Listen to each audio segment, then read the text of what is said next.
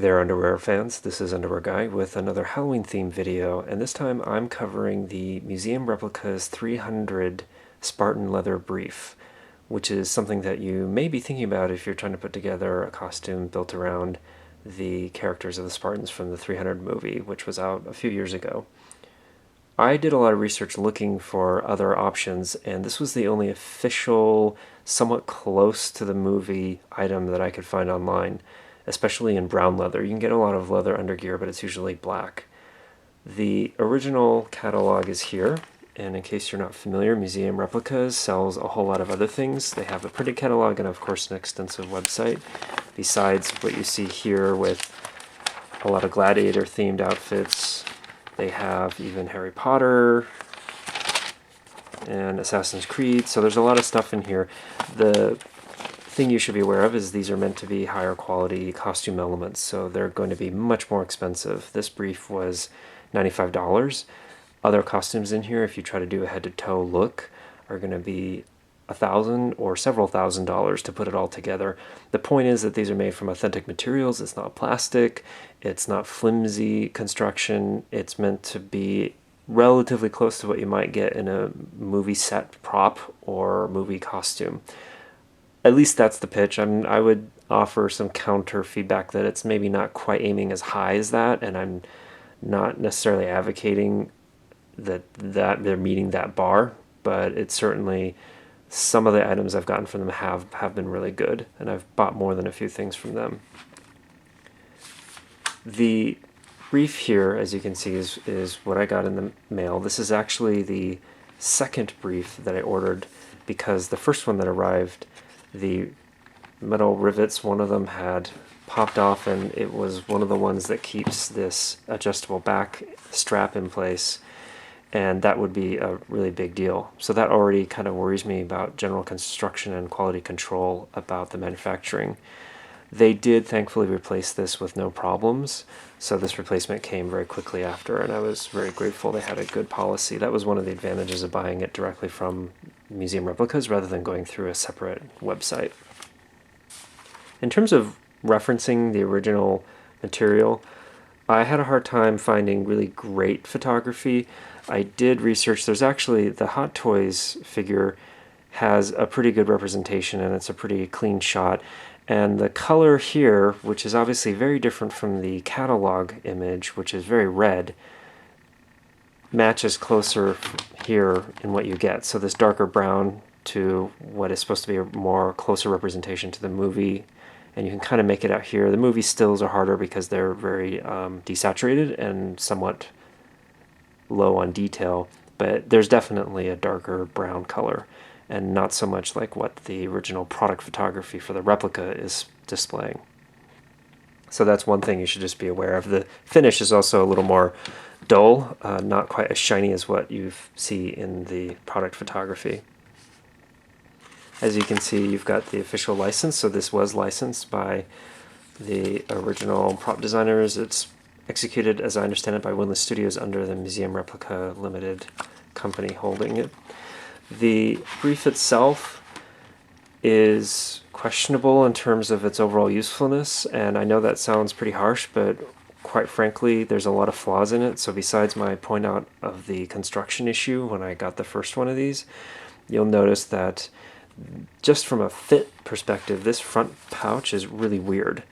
It's at least got some shape to it, and it's built around with this really unusual hard shell on the interior. Now, this is not shaped with very much room. I mean, I think any normal guy would say, what the heck are you expecting me to be able to do with this? Because that is going to be very uncomfortable, and quite frankly, it is rather uncomfortable, and it's also, to be honest, not very flattering, because there's just not enough room for you to fit in there, and then that causes gaps in the leg area, and you definitely would have to wear multiple layers of clothing underneath to make sure you weren't giving the wrong kind of show. The other problem is that the fit is really difficult because of the type of leather and the quality of leather that was used. As we all know, not all leather is created equal, and the kind of leather you want for a garment should be very high quality, very flexible.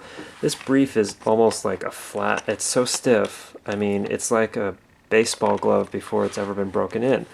And I know you could say, well, okay, that's the task of the person who purchased. You just have to kind of work it, condition it.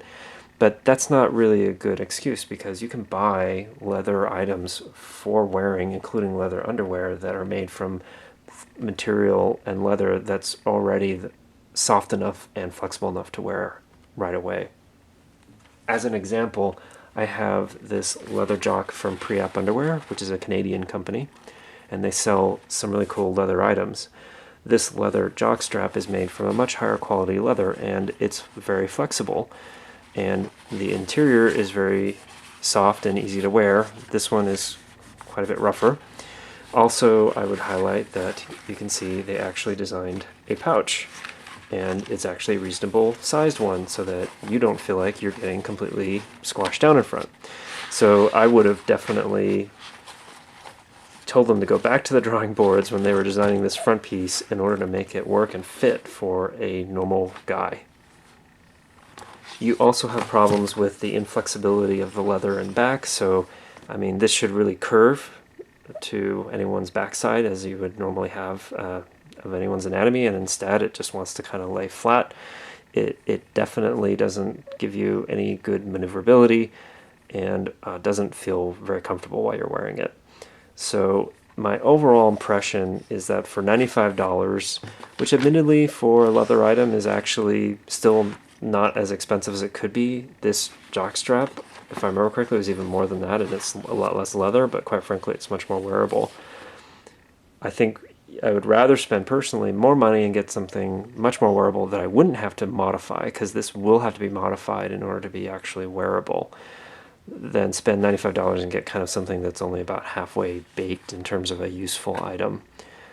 So that's my official review. What I'm basically telling you is the only reason you might buy this is if you're just super desperate for something that's somewhat close and that you know you can invest a lot of time and more money to remanufacture this to make it work, meaning like you'd probably recut some of the leather, you would recondition it, you would probably repaint it. Other than that, I would try to either make one on your own, which would be a lot of work, but it would be much more accurate and actually fit, or try to look for some alternatives. I haven't really found a good alternative yet. I'll let you know what I find down the road. But otherwise, I would say skip this, save your money, find some other alternative. All right, this is Underwear Guy. Hope this was interesting, useful for you, and definitely let me know if there's any other kinds of elements like these, other costumes, particularly if they're underwear related, that you would like to know more information, or other companies that you might order from. I'll definitely check it out for you and let you know my experience if I've either purchased from them before, or I might buy something that you're not willing to spend your money on, but you want to know how it actually is when you get it in hand. Reach out to me on Twitter or on my website where I have my email address. And in the meantime, happy underwear shopping.